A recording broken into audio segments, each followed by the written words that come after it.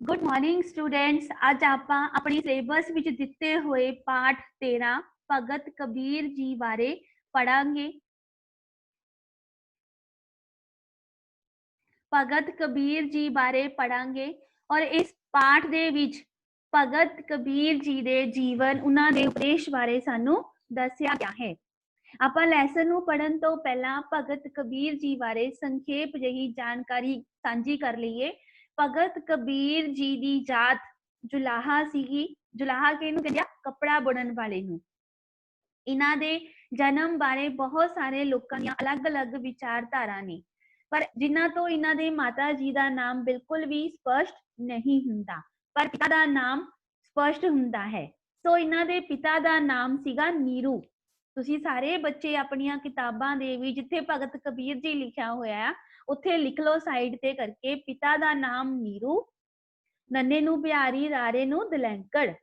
ਇਹਨਾਂ ਦੀ ਪਤਨੀ ਦਾ ਨਾਮ ਸੀ ਲੋਈ, ਲੱਲੇ ਨੂੰ ਹੋੜਾ, ਈੜੀ ਨੂੰ ਬਿਹਾਰੀ। ਇਹਨਾਂ ਦੇ ਦੋ ਬੱਚੇ ਸੀ, ਇੱਕ ਪੁੱਤਰ ਇੱਕ ਪੁੱਤਰੀ। ਪੁੱਤਰ ਦਾ ਨਾਮ ਸੀਗਾ ਕਮਾਲ, ਕੱਕਾ ਮੰਮੀ ਨੂੰ ਕੰਨਾ ਲੱਲਾ, ਤੇ ਪੁੱਤਰੀ ਦਾ ਨਾਮ ਸੀ ਕਮਾਲੀ, ਕੱਕਾ ਮੰਮੀ ਨੂੰ ਕੰਨਾ ਲੱਲੇ ਨੂੰ ਬਿਹਾਰੀ। ਕਈ ਇਤਿਹਾਸਕਾਰਾਂ ਦੇ ਮਤ ਅਨੁਸਾਰ ਕਿ ਭਗਤ ਕਬੀਰ ਜੀ 118 ਸਾਲ ਦੀ ਉਮਰ ਭੋਗ ਕੇ ਪਰਲੋਕ ਸਿਧਾਰੇ ਸਨ। ਇਹਨਾਂ ਦੀ ਉਮਰ ਬਾਰੇ ਵੀ ਇਸ ਤਰ੍ਹਾਂ ਸਾਨੂੰ ਪਤਾ ਚੱਲਦਾ ਹੈ। ਸੋ ਆਓ ਬੱਚਿਓ, ਆਪਾਂ ਹੁਣ ਭਗਤ ਕਬੀਰ ਜੀ ਦੇ ਜੀਵਨ ਬਾਰੇ, ਉਹਨਾਂ ਦੀਆਂ ਸਿੱਖਿਆਵਾਂ ਬਾਰੇ ਪੜ੍ਹੀਏ। ਭਗਤ ਕਬੀਰ ਜੀ ਦਾ ਜਨਮ 15ਵੀਂ ਸਦੀ ਵਿੱਚ ਹੋਇਆ। ਆਪ ਦੇ ਮਾਤਾ ਪਿਤਾ ਕੱਪੜਾ ਬੁਣਨ ਦਾ ਕੰਮ ਕਰਦੇ ਸੀ। ਆਪਾਂ ਬਹੁਤੇ ਸ਼ਬਦਾਂ ਦੀ ਥਾਂ ਇੱਕ ਸ਼ਬਦ ਦੇ ਵਿੱਚ ਵੀ ਪੜ੍ਹਦੇ ਹਾਂ ਕਿ ਕੱਪੜਾ ਬੁਣਨ ਵਾਲੇ ਨੂੰ ਕੀ ਕਹਿੰਦੇ ਆ? ਜੁਲਾਹਾ। ਇਹ ਉਹ ਸਮਾਂ ਸੀ ਜਦੋਂ ਜਾਤ ਪਾਤ ਵਿੱਚ ਵਿਸ਼ਵਾਸ ਕੀਤਾ ਜਾਂਦਾ ਸੀ। ਨੀਵੀਆਂ ਜਾਤਾਂ ਦੇ ਲੋਕਾਂ ਨੂੰ ਬੜਾ ਨਮੋਸ਼ੀ ਵਾਲਾ ਜੀਵਨ ਬਤੀਤ ਕਰਨਾ ਪੈਂਦਾ ਸੀ। ਨਮੋਸ਼ੀ ਹੁੰਦਾ ਸ਼ਰਮਿੰਦਗੀ। ਉਹਨਾਂ ਨੂੰ ਕਿਤੇ ਵੀ ਧਾਰਮਿਕ ਕੰਮਕਾਰ ਨਹੀਂ ਸੀ ਕਰਨ ਦਿੱਤਾ ਜਾਂਦਾ, ਕਿਸੇ ਵੀ ਗੁਰਦੁਆਰੇ ਮੰਦਿਰ 'ਚ ਨਹੀਂ ਸੀ ਜਾਣ ਦਿੱਤਾ ਜਾਂਦਾ। ਉਹਨਾਂ ਨੂੰ ਉੱਚ ਜਿਹੜੀਆਂ ਜਾਤਾਂ ਦੇ ਲੋਕ ਸੀਗੇ ਆਪਣੀ ਖੂਹਾਂ ਤੋਂ ਪਾਣੀ ਵੀ ਪੀਣ ਨਹੀਂ ਦਿੰਦੇ ਸੀ। ਇਹਨਾਂ ਨੂੰ ਪੜ੍ਹਾਈ ਲਿਖਾਈ ਨਹੀਂ ਸੀ ਕਰਨ ਦਿੱਤੀ ਜਾਂਦੀ, ਨਾ ਹੀ ਕੋਈ ਇਹਨਾਂ ਨੂੰ ਸਿੱਖਿਆ ਦੇਣ ਲਈ ਤਿਆਰ ਸੀ। ਕਬੀਰ ਜੀ ਜਦੋਂ ਵੱਡੇ ਹੋਏ ਤਾਂ ਉਹਨਾਂ ਦੇ ਮਨ ਵਿੱਚ ਗਿਆਨ ਪ੍ਰਾਪਤ ਕਰਨ ਦੀ ਲਾਲਸਾ ਜਾਗੀ। ਲਾਲਸਾ ਹੁੰਦੀ ਆ ਪੁੱਤਰ ਜੀ ਇੱਛਾ, ਚਾਹਤ। ਇਹ ਵੀ ਬਾਕੀ ਬੱਚਿਆਂ ਦੀ ਤਰ੍ਹਾਂ ਪੜ੍ਹਾਈ ਕਰਨੀ ਚਾਹੁੰਦੇ ਸੀ, ਵਿਦਿਆ ਪ੍ਰਾਪਤ ਕਰਨੀ ਚਾਹੁੰਦੇ ਸੀ, ਪਰ ਕੋਈ ਵਿਦਵਾਨ ਉਹਨਾਂ ਦਾ ਗੁਰੂ ਬਣਨ ਲਈ ਤਿਆਰ ਨਹੀਂ ਸੀ। ਪਰ ਕਹਿੰਦੇ ਉਸ ਸਮੇਂ ਜਿੰਨੇ ਵੀ ਵਿਦਵਾਨ ਪੰਡਤ ਸੀਗੇ, ਉਹਨਾਂ ਚੋਂ ਕੋਈ ਵੀ ਉਹਨਾਂ ਨੂੰ ਆਪਣਾ ਸਟੂਡੈਂਟ, ਸ਼ੀਸ਼ ਚੇਲਾ ਬਣਾਉਣ ਲਈ ਤਿਆਰ ਨਹੀਂ ਸੀ, ਕਿਉਂਕਿ ਕਬੀਰ ਜੀ ਦੀ ਜਾਤ ਨੀਵੀਂ ਸੀ। ਉਹ ਜਾਤ ਦੇ ਜੁਲਾਹੇ ਸਨ। ਉਹਨਾਂ ਦਿਨਾਂ ਵਿੱਚ ਕਾਂਸ਼ੀ ਵਿੱਚ ਪੰਡਤ ਰਾਮਾਨੰਦ ਜੀ ਬੜੇ ਵੱਡੇ ਵਿਦਵਾਨ ਸਨ। ਕਹਿੰਦੇ ਕਿ ਉਸੇ ਸਮੇਂ ਇੱਕ ਰਾਮਾਨੰਦ ਜੀ ਸੀਗੇ ਜਿਨ੍ਹਾਂ ਨੂੰ ਬਹੁਤ ਵੱਡੇ ਵਿਦਵਾਨ ਮੰਨਿਆ ਜਾਂਦਾ ਸੀ। ਅੰਡਰਲਾਈਨ ਕਰ ਲਓ, ਤੁਹਾਡਾ ਇਹ MCQ ਵੀ ਬਣਦਾ ਹੈ। ਉਹ ਜਾਤ ਪਾਤ ਨੂੰ ਖਤਮ ਕਰਨ ਦਾ ਪ੍ਰਚਾਰ ਵੀ ਕਰਦੇ ਸਨ। ਕਹਿੰਦੇ ਉਹ ਆਪਣੇ ਜਦੋਂ ਲੋਕਾਂ ਨੂੰ ਵਿਚਾਰ ਕਰਦੇ ਸੀ, ਚਰਚਾ ਕਰਦੇ ਸੀ, ਤਾਂ ਲੋਕਾਂ ਨੂੰ ਹਮੇਸ਼ਾ ਹੀ ਜਾਤ ਪਾਤ ਨੂੰ ਖਤਮ ਕਰਨ ਦੀ ਗੱਲ ਜ਼ਰੂਰ ਕਰਦੇ ਸੀ। ਜਦੋਂ ਕਬੀਰ ਜੀ ਨੇ ਉਹਨਾਂ ਕੋਲੋਂ ਸਿੱਖਿਆ ਲੈਣੀ ਚਾਹੀ ਤਾਂ ਉਹ ਵੀ ਕਬੀਰ ਜੀ ਨੂੰ ਸਿੱਖਿਆ ਦੇਣ ਤੋਂ ਇਨਕਾਰ ਕਰ ਗਏ। ਜਦੋਂ ਕਹਿੰਦੇ ਕਬੀਰ ਜੀ ਨੂੰ ਲੱਗਿਆ ਕਿ ਸਿਰਫ ਇਹੀ ਇੱਕ ਗੁਰੂ ਹਨ ਜਿਹੜੇ ਉਹਨਾਂ ਨੂੰ ਸਿੱਖਿਆ ਦੇ ਸਕਦੇ ਆ, ਤਾਂ ਜਦੋਂ ਉਹਨਾਂ ਕੋਲ ਸਿੱਖਿਆ ਪ੍ਰਾਪਤ ਕਰਨ ਲਈ ਗਏ ਤਾਂ ਉਹਨਾਂ ਨੇ ਵੀ ਸਿੱਖਿਆ ਦੇਣ ਤੋਂ ਇਨਕਾਰ ਕਰ ਦਿੱਤਾ। ਅਖੀਰ ਕਬੀਰ ਜੀ ਨੇ ਸਿੱਖਿਆ ਪ੍ਰਾਪਤ ਕਰਨ ਦਾ ਹੋਰ ਅਨੋਖਾ ਰਾਹ ਲੱਭਿਆ। ਕਹਿੰਦੇ ਉਹਨਾਂ ਨੇ ਕੋਈ ਹੋਰ ਇੱਕ ਵੱਖਰਾ ਹੀ ਰਾਹ ਲੱਭ ਰਿਹਾ। ਉਹ ਕਿਹੜਾ ਰਾਹ ਸੀ? ਅੱਗੇ ਆਪਾਂ ਪੜ੍ਹਦੇ ਹਾਂ। ਕਬੀਰ ਜੀ ਨੂੰ ਪਤਾ ਸੀ ਕਿ ਰਾਮਾਨੰਦ ਜੀ ਰੋਜ਼ ਸਵੇਰੇ ਗੰਗਾ ਵਿੱਚ ਇਸ਼ਨਾਨ ਕਰਨ ਆਉਂਦੇ ਸਨ। ਅੰਡਰਲਾਈਨ ਕਰ ਲਓ MCQ, ਰਾਮਾਨੰਦ ਜੀ ਇਸ਼ਨਾਨ ਕਰਨ ਲਈ ਕਿੱਥੇ ਜਾਂਦੇ ਸੀ? ਠੀਕ ਹੈ ਜੀ, ਹਾਂਜੀ। ਕਹਿੰਦੇ ਕਬੀਰ ਜੀ ਨੂੰ ਪਤਾ ਸੀਗਾ ਕਿ ਰਾਮਾਨੰਦ ਜੀ ਹਰ ਰੋਜ਼ ਸਵੇਰੇ ਇਸ਼ਨਾਨ ਕਰਨ ਲਈ ਗੰਗਾ ਆਉਂਦੇ ਹਨ। ਇੱਕ ਦਿਨ ਉਸ ਮੂੰਹ ਹਨੇਰੇ ਹੀ ਰਾਮਾਨੰਦ ਜੀ ਦੇ ਰਾਹ ਵਿੱਚ ਆ ਕੇ ਲੇਟ ਗਏ। ਰਾਮਾਨੰਦ ਜੀ ਜਦੋਂ ਉਸ ਥਾਂ ਪੁੱਜੇ ਤਾਂ ਉਹਨਾਂ ਨੇ ਕਬੀਰ ਜੀ ਨੂੰ ਬਿਨਾਂ ਪਛਾਣੇ ਹੀ ਕਿਹਾ, ਉੱਠ ਭਾਈ ਰਾਮ ਆਖਿਓ। ਕਹਿੰਦੇ ਜਦੋਂ ਕਬੀਰ ਜੀ ਉਸ ਰਸਤੇ ਜਾ ਕੇ ਲੰਮੇ ਪੈ ਗਏ ਤਾਂ ਰਾਮਾਨੰਦ ਜੀ ਜਦੋਂ ਉੱਥੋਂ ਲੰਘਣ ਲੱਗੇ ਤਾਂ ਰਸਤੇ ਵਿੱਚ ਕਿਸੇ ਨੂੰ ਲੰਮਾ ਪਿਆ ਦੇਖ ਕੇ ਬੋਲੇ, ਉੱਠ ਭਾਈ ਰਾਮ ਕਹਿ, ਭਾਵ ਰਾਮ ਨਾਮ ਦਾ ਸਿਮਰਨ ਕਰ, ਰਾਮ ਨਾਮ ਦਾ ਜਾਪ ਕਰ। ਰਾਮਾ ਜੀ ਇਹ ਕਹਿ ਕੇ ਗੰਗਾ ਵੱਲ ਚਲੇ ਗਏ ਤੇ ਕਬੀਰ ਜੀ ਘਰ ਨੂੰ ਆ ਗਏ। ਇਸ ਤੋਂ ਬਾਅਦ ਕਬੀਰ ਜੀ ਨੇ ਆਪਣੇ ਆਪ ਨੂੰ ਰਾਮਾਨੰਦ ਦਾ ਸ਼ਾਗਿਰਦ ਕਹਿਣਾ ਸ਼ੁਰੂ ਕੀਤਾ। ਸ਼ਾਗਿਰਦ ਹੁੰਦਾ ਆ ਪੁੱਤਰ ਜੀ ਚੇਲਾ, ਸਟੂਡੈਂਟ, ਸ਼ਿਸ਼। ਜਦੋਂ ਰਾਮਾਨੰਦ ਜੀ ਨੂੰ ਇਸ ਗੱਲ ਦਾ ਪਤਾ ਲੱਗਾ ਤਾਂ ਉਹਨਾਂ ਨੇ ਕਬੀਰ ਜੀ ਨੂੰ ਬੁਲਾਇਆ ਤੇ ਪੁੱਛਿਆ ਕਿ ਉਹਨਾਂ ਪਾਸੋਂ ਕਦੋਂ ਗਿਆਨ ਪ੍ਰਾਪਤ ਕੀਤਾ ਹੈ।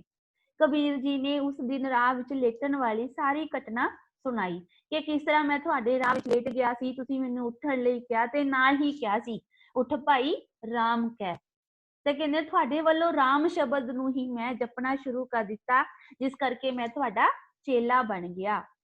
ਰਾਮਾਨੰਦ ਜੀ ਕਬੀਰ ਜੀ ਦੀ ਲਗਨ ਤੇ ਸ਼ਰਧਾ ਤੋਂ ਬਹੁਤ ਪ੍ਰਭਾਵਿਤ ਹੋਏ। ਉਹਨਾਂ ਨੇ ਆਪ ਹੀ ਕਬੀਰ ਜੀ ਨੂੰ ਸਿੱਖਿਆ ਦੇਣੀ ਸ਼ੁਰੂ ਕਰ ਦਿੱਤੀ। ਇਸ ਘਟਨਾ ਤੋਂ ਬਾਅਦ ਉਹ ਬਹੁਤ ਪ੍ਰਭਾਵਿਤ ਹੋਏ ਤੇ ਉਹਨਾਂ ਨੇ ਖੁਦ ਕਬੀਰ ਜੀ ਨੂੰ ਸਿੱਖਿਆ ਦੇਣੀ ਸ਼ੁਰੂ ਕਰ ਦਿੱਤੀ।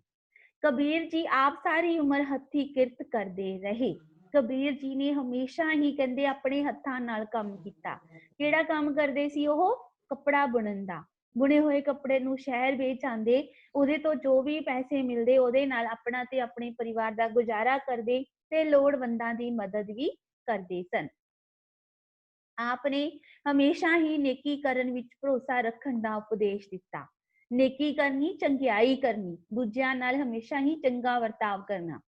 ਕਹਿੰਦੇ ਕਿ ਕਬੀਰ ਜੀ ਨੇ ਆਪਣੇ ਦੋਹਿਆਂ ਵਿੱਚ, ਆਪਣੇ ਸ਼ਬਦਾਂ ਦੇ ਵਿੱਚ ਸਾਰੀ ਸਮੁੱਚੀ ਜਾਤੀ ਨੂੰ ਇਹ ਉਪਦੇਸ਼ ਦਿੱਤਾ ਸੀਗਾ ਕਿ ਕਦੇ ਵੀ ਕਿਸੇ ਦਾ ਬੁਰਾ ਨਾ ਕਰੋ, ਹਮੇਸ਼ਾ ਸਭ ਨਾਲ ਚੰਗਾ ਕਰੋ। ਚੰਗਾ ਕਰਨ ਵਾਲਿਆਂ ਨੂੰ ਫਲ ਵੀ ਚੰਗਾ ਹੀ ਮਿਲਦਾ ਹੈ। ਕਬੀਰ ਜੀ ਨੇ ਲਿਖਿਆ ਹੈ, ਹੱਥ ਪਾਓ ਕਰ ਕਾਮ ਸਭ, ਚਿੱਤ ਨਿਰੰਜਨ ਨਾਲ। ਕਹਿੰਦੇ ਕਬੀਰ ਜੀ ਆਪਣੀਆਂ ਰਚਨਾਵਾਂ ਦੇ ਵਿੱਚ ਵੀ ਲਿਖਦੇ ਆ ਕਿ ਸਾਨੂੰ ਜਿਹੜਾ ਆਪਣੇ ਹੱਥਾਂ ਪੈਰਾਂ ਨਾਲ ਕੰਮ ਕਰਨਾ ਚਾਹੀਦਾ ਹੈ ਤੇ ਸਾਡਾ ਜਿਹੜਾ ਮਨ ਹੈ ਉਹ ਹਮੇਸ਼ਾ ਪਰਮਾਤਮਾ ਨਾਲ ਜੁੜਿਆ ਹੋਇਆ ਰਹਿਣਾ ਚਾਹੀਦਾ ਹੈ। ਬੇਟਾ ਜੀ ਸਾਨੂੰ ਇਹੋ ਜਿਹਾ ਹੀ ਉਪਦੇਸ਼ ਗੁਰੂ ਨਾਨਕ ਦੇਵ ਜੀ ਨੇ ਵੀ ਦਿੱਤਾ ਸੀ ਕਿ ਹਮੇਸ਼ਾ ਸਾਨੂੰ ਹੱਥੀਂ ਕੰਮ ਕਰਦੇ ਹੋਏ ਪਰਮਾਤਮਾ ਦਾ ਸਿਮਰਨ ਕਰਨਾ ਚਾਹੀਦਾ ਹੈ, ਪਰਮਾਤਮਾ ਨਾਲ ਜੁੜਨਾ ਚਾਹੀਦਾ ਹੈ। ਅਰਥਾਤ ਹੱਥਾਂ ਪੈਰਾਂ ਨਾਲ ਕਿਰਤ ਕਰਨੀ ਚਾਹੀਦੀ ਹੈ, ਆਪਣਾ ਮਨ ਰੱਬ ਨਾਲ ਜੋੜਨਾ ਚਾਹੀਦਾ ਹੈ। ਆਪ ਸਚਾਈ ਦੇ ਰਸਤੇ ਚੱਲਣ ਲਈ ਆਪਣੀ ਜਾਨ ਤੱਕ ਵਾਰ ਦੇਣ ਦਾ ਉਪਦੇਸ਼ ਦਿੰਦੇ ਸਨ। ਕਬੀਰ ਜੀ ਅਨੁਸਾਰ ਕਿ ਹਮੇਸ਼ਾ ਸਾਨੂੰ ਸੱਚ ਦੇ ਰਾਹ ਤੇ ਚੱਲਣਾ ਚਾਹੀਦਾ ਹੈ, ਸੱਚ ਬੋਲਣਾ ਚਾਹੀਦਾ ਹੈ, ਕਦੇ ਵੀ ਝੂਠ ਦਾ ਸਹਾਰਾ ਨਹੀਂ ਲੈਣਾ ਚਾਹੀਦਾ। ਕਹਿੰਦੇ ਕਿ ਸੱਚ ਬੋਲਣਾ, ਸੱਚ ਤੇ ਖੜੇ ਰਹਿਣਾ ਜ਼ਰੂਰੀ ਹੈ, ਚਾਹੇ ਇਸ ਲਈ ਤੁਹਾਨੂੰ ਆਪਣੀ ਜਾਨ ਹੀ ਕਿਉਂ ਨਾ ਕੁਰਬਾਨ ਕਰਨੀ ਪਵੇ। ਆਪ ਅਨੁਸਾਰ ਚੰਗੇ ਅਸੂਲਾਂ ਤੇ ਦ੍ਰਿੜ ਰਹਿਣ ਵਾਲਾ ਆਦਮੀ ਹੀ ਅਸਲੀ ਸੂਰਮਾ ਹੈ। ਇੱਥੇ ਉਹਨਾਂ ਨੇ ਸਿੱਖਿਆ ਦਿੱਤੀ ਆ ਕਿ ਅਸਲ ਦੇ ਵਿੱਚ ਬਹਾਦਰ ਵਿਅਕਤੀ ਕਿਹੜਾ ਆ? ਜਿਹੜਾ ਚੰਗੇ ਅਸੂਲਾਂ ਤੇ ਦ੍ਰਿੜ, ਪੱਕਾ ਖੜਾ ਰਹੇ। ਚੰਗੇ ਅਸੂਲ ਕਿਹੜੇ ਆ? ਹਮੇਸ਼ਾ ਸੱਚ ਬੋਲਣਾ, ਕਦੇ ਵੀ ਕਿਸੇ ਦਾ ਬੁਰਾ ਨਹੀਂ ਕਰਨਾ, ਬੁਰਾ ਨਹੀਂ ਬੋਲਣਾ, ਹਮੇਸ਼ਾ ਦੂਜਿਆਂ ਦੀ ਮਦਦ ਕਰਨੀ, ਚੰਗਾ ਵਿਵਹਾਰ ਕਰਨਾ, ਹੱਕ ਹਲਾਲ ਦੀ ਕਮਾਈ ਦਾ ਖਾਣਾ ਅਤੇ ਹਮੇਸ਼ਾ ਆਪਣੇ ਹੱਥੀਂ ਕਿਰਤ ਕਰਨੀ। ਕਹਿੰਦੇ ਜਿਹੜਾ ਵਿਅਕਤੀ ਏਦਾਂ ਦੇ ਅਸੂਲਾਂ ਤੇ ਪੱਕਾ ਰਹਿੰਦਾ ਹੈ ਉਹੀ ਅਸਲੀ ਦੇ ਵਿੱਚ ਸੂਰਮਾ ਹੈ। ਹੁਣ ਇੱਥੇ ਕਬੀਰ ਜੀ ਨੇ ਜਿਹੜਾ ਸੂਰਮਾ ਸ਼ਬਦ ਆ ਉਹ ਕਿਸ ਤਰ੍ਹਾਂ ਦੱਸਿਆ ਆ? ਕਹਿੰਦੇ ਗਗਨ ਦਮਾਮਾ ਬਾਜਿਓ ਪਰਿਓ ਨਿਸ਼ਾਨੀ ਕਾਓ। ਕਹਿੰਦੇ ਕਿ ਜਦੋਂ ਯੁੱਧ ਦੇ ਮੈਦਾਨ ਦੇ ਵਿੱਚ ਯੁੱਧ ਦਾ ਨਗਾੜਾ ਵੱਜਦਾ ਆ, ਗਗਨ ਦਮਾਮਾ ਯੁੱਧ ਦਾ ਨਗਾੜਾ ਵੱਜਦਾ ਆ, ਤਾਂ ਦੋਨਾਂ ਪਾਸਿਆਂ ਤੋਂ ਜਿਹੜੀਆਂ ਫੌਜਾਂ ਨੇ ਉਹ ਆਮੋ ਸਾਹਮਣੇ ਆ ਕੇ ਖੜ ਜਾਂਦੀਆਂ ਹਨ। ਪਰਿਓ ਨਿਸ਼ਾਨੀ ਕਾਓ, ਇੱਕ ਦੂਜੇ ਉੱਪਰ ਨਿਸ਼ਾਨਾ ਸੇਧ ਲੈਂਦੀਆਂ ਹਨ। ਖੇਤੂ ਜੂ ਮਾਂਡਿਓ ਸੂਰਮਾ ਅਬ ਜੂਝਣ ਕੋ ਜਾਓ। ਕਹਿੰਦੇ ਕਿ ਜਿਸ ਤਰ੍ਹਾਂ ਕਿਸਾਨ ਆਪਣੀ ਪੱਕੀ ਹੋਈ ਫਸਲ ਨੂੰ ਵੱਢਣ ਲਈ ਜਾਂਦਾ ਹੈ ਤੇ ਖੇਤ ਨੂੰ ਖਾਲੀ ਕਰ ਦਿੰਦਾ ਹੈ, ਇਸੇ ਤਰ੍ਹਾਂ ਹੀ ਜਦੋਂ ਕੋਈ ਬਹਾਦਰ ਸੂਰਮਾ ਯੁੱਧ ਦੇ ਮੈਦਾਨ ਦੇ ਵਿੱਚ ਲੜਨ ਲਈ ਜਾਂਦਾ ਹੈ ਤਾਂ ਉਹ ਵੀ ਆਪਣੀ ਜਾਨ ਦੀ ਪਰਵਾਹ ਕੀਤੇ ਬਿਨਾਂ ਹੀ ਉੱਥੇ ਜਾ ਕੇ ਬਦਲਾ ਲੈਂਦਾ ਹੈ। ਸੂਰਾ ਸੋ ਪਹਿਚਾਨਿਓ ਜੋ ਲੜੇ ਦਿਨ ਕੋ ਹੀ। ਅਸਲੀ ਕਹਿੰਦੇ ਸੂਰਾ ਕਿਹੜਾ ਆ? ਸੂਰਮਾ ਕਿਹੜਾ ਆ? ਜੋ ਦੂਜਿਆਂ ਦੇ ਹਿੱਤ ਲਈ ਲੜੇ, ਲੜੇ ਦੀਨ ਕੇ ਹਿੱਤ, ਦੂਜਿਆਂ ਦੇ ਹਿੱਤ ਲਈ, ਦੂਜਿਆਂ ਦੇ ਰੱਖਾਂ ਲਈ ਲੜੇ। ਪੁਰਜਾ ਪੁਰਜਾ ਕੱਟ ਮਰੇ ਕਬੂ ਨਾ ਛਾੜੇ ਖੇਤ। ਕਹਿੰਦੇ ਉਹ ਆਪਣਾ ਅੰਗ ਕਟਵਾ ਕੇ ਵੀ ਜੰਗ ਦੇ ਮੈਦਾਨ ਦੇ ਵਿੱਚ ਸ਼ਹੀਦ ਹੋ ਜਾਂਦਾ ਹੈ, ਪਰ ਕਦੇ ਵੀ ਪਿੱਠ ਦਿਖਾ ਕੇ ਉੱਥੋਂ ਵਾਪਸ ਨਹੀਂ ਆਉਂਦਾ। ਇਸੇ ਤਰ੍ਹਾਂ ਹੀ ਕਹਿੰਦੇ ਸੱਚਾ ਸੂਰਮਾ ਉਹੀ ਹੈ ਜੋ ਚੰਗੇ ਅਸੂਲਾਂ ਤੇ ਖੜਾ ਰਹੇ, ਕਦੇ ਵੀ ਡੋਲੇ ਨਾ, ਕਦੇ ਵੀ ਘਬਰਾਵੇ ਨਾ। ਉਦੋਂ ਕਾਂਸ਼ੀ ਵਿੱਚ ਇਹ ਪ੍ਰਚਾਰ ਆਮ ਸੀ ਕਿ ਜਿਸ ਦਾ ਦੇਹਾਂਤ ਕਾਂਸ਼ੀ ਵਿੱਚ ਹੋਵੇਗਾ ਉਹ ਸੁਰਗ ਨੂੰ ਜਾਵੇਗਾ, ਜਿਸ ਦਾ ਦੇਹਾਂਤ ਮਗਹਰ ਨਾਂ ਦੇ ਸਥਾਨ ਤੇ ਹੋਵੇਗਾ ਉਹ ਨਰਕ ਵਿੱਚ ਜਾਵੇਗਾ।